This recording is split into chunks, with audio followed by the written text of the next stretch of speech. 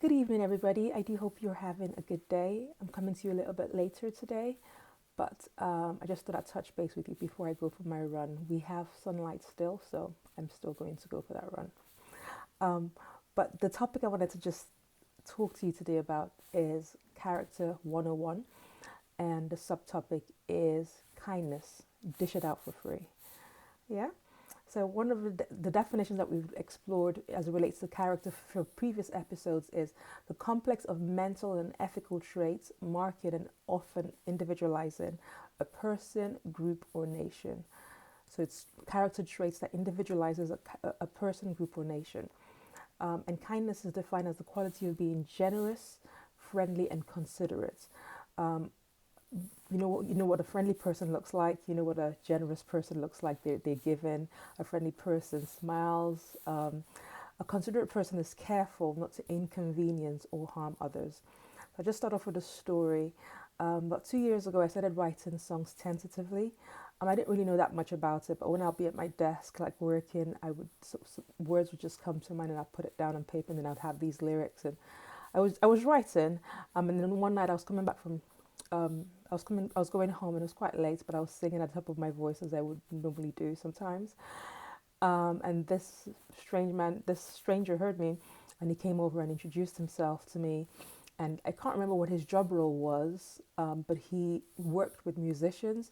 So he linked me up with this other man who came along with me to an open mic because, in the interest of trying new things, I decided to go over to an open mic. And after the open mic, thereafter we like booked studio time, and he gave me some tips as it relates to vocal warm ups and music as a whole. So that was an interesting experience, and then that led to another connection with another friend who came down and gave me information. He came down from Birmingham, and I live in Leicester, so like he gave me like training with regards to songwriting, and it was very informative. And at the end, when I thanked him for his time and everything, and he was like, "This is consultation. It's not something I usually dish out for free," but yet he gave his services for free as an act of kindness. So I just thought I'd just share those. I just shared that example because all three men were kind, they were helpful, they were generous, they were considerate in the information that they were giving me to ensure that the information was helpful and beneficial to myself. So it was a great experience with all three men. So that was just an example that I thought I'd share as it relates to dishing out kindness for free, because they all dished out kindness for free. So my understanding of kindness is a kind person, like we've explored in earlier on, is someone who is generous, who's kind, who is friendly, who's considerate, and careful not to harm others. My understanding of a kind person is someone who places other people and how their words and action affects other people as a priority. So they other people focused. They look at the world not just through their own lens, but through the perspective of other people as well. Kindness is musical in nature because it's quite therapeutic. And when you come into the environment of a kind person, you feel that therapy because they are at peace with themselves, and what they have within them emanates to other people as well. Kindness should be given freely to everyone. It shouldn't be just limited to people that we love. Kindness should be given to people that we don't love, people that we don't know. It's something that we should just dish out for free, regardless of circumstance. It should be a way of life, a character trait that is marked as entrenched in the person of character. Okay, so what does kindness feel and look like? I've put down here, kindness feels soft and warm. I know that that's probably something that most people will be sort of familiar with. Like when you're in the presence of a kind person, you feel the softness, you feel the warmness.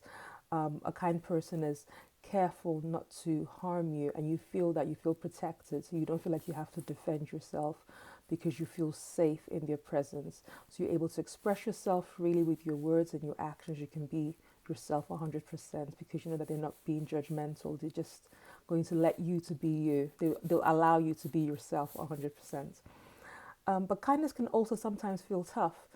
And this is not one that people like to explore a lot. So, for instance, the mother who refuses to indulge her child who wants an unlimited supply of chocolates So the child, perhaps they might view the mother as being mean, but the reality is that mother is being kind because she is making a decision from the perspective of looking. She's making a decision from her son's perspective, actually. If we'll assume it's a boy, from her son's perspective, because she's thinking about his health, where he's not. He's just thinking about the enjoyment of actually eating the chocolate, like unlimited, just unlimited supply of chocolate. Most kids would want that. But then the mother is making the decision from the child's perspective because she's looking at the child's health, their, as it relates to their teeth and their overall well-being. Because sugar can cause all sorts of things. So she's looking at it not just from her perspective, but from the child's perspective. So that's the consideration aspect of kindness. Sometimes it will make tough decisions that might be uncomfortable for the person who's making that decision, but they're making a decision from your perspective to help you be a better person, as with a child and their mother. Kindness looks like teeth braces. So braces straighten and align teeth. It also fixes gaps. Similarly, kindness strengthens and aligns both the giver and the receiver. If there are any gaps in the individual, kindness helps fill in that gap by providing guidance. And so this is similar. This could be seen like in a relationship between a teacher and their students. The teacher will sometimes be hard on that student to help them align and straighten out certain aspects of their learning. And if there are any gaps in that learning, the teacher can actually provide that. It can also occur like with a coach and the person who they're coaching, perhaps in sports. So this applies to a range of relationships. But usually kindness helps to strengthen, it helps to align, and it fills in the gap where any gaps exist. So what are some fallacies about kindness? Some people feel or believe that a kind person cannot be strict. This is a fallacy. Kind people can be strict, and they are often required to be strict. It is possible for a person to be strict and disciplined and be kind at the same time. So, for instance, Colin Powell, the former commander of the U.S.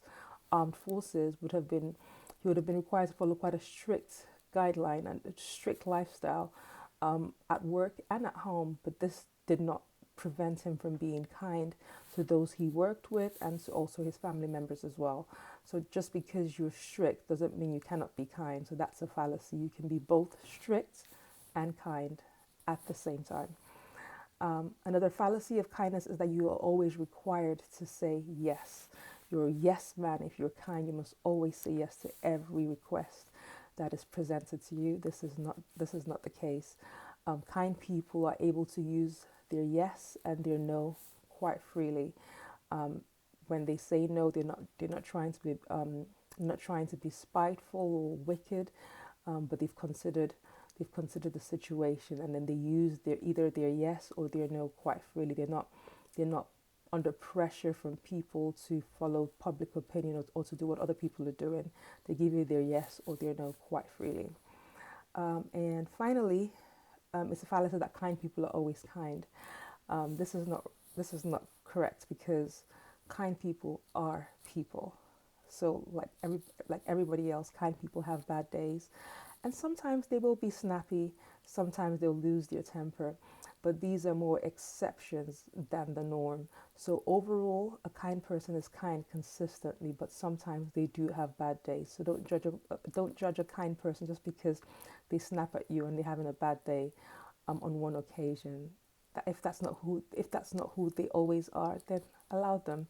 They're just human. They're just having a bad day. So it's a fallacy. Kind people do have bad days, and sometimes they're just not kind. But it's not who they are consistently. So how can we be kind? How do you dish it out for free? My first tip is make the needs of other people a priority. So place other people's needs as a priority, not above your own, perhaps alongside your own, so you can actually consider it at par. So instead of placing your needs above other people, place other people's needs alongside your own and consider if there are any conflicts. Think about things from other people's perspectives, and review the situation, and then that will help you make a better decision as to what you're supposed to do or not do, what you're supposed to say or not say. So reviewing it from the other person's perspective will always help you. It will help balance things out in your mind. Tone. So as it relates to kindness, the words that we use are important, but the tone in which we deliver those words are of extreme importance. So if it's okay to say no, but if you're shouting no regularly, you might be using too much firepower for the situation. So assess your tone, assess the situation. You don't use machine guns to kill ants. It's not necessary. So if you're using too much firepower, then you're more than likely you're not being kind, because then your words will come out, your tone and your words will come out as, will be perceived as being harsh. So measure your tone. The key is to keep things balanced, right? So Jim Rohn says, use enough firepower. Not in these exact words, but he says, be balanced, use your words, and make sure it matches up. So you're not using too much firepower where it's not necessary. And then finally, reflect on your impact on others. So if you watch other people's reactions to you and your words, then you're more likely to learn what they like and what they dislike. And once you've learned that, then you're better able to make decisions and to do things that they like, not just to please them, but also just to offer kindness. Because if you know somebody doesn't like a thing and you insist on doing that thing, then you're being unkind, and you're pushing them into a place whereby they could react to you unkindly as well. So when you know what somebody dislikes, try and stay away from that.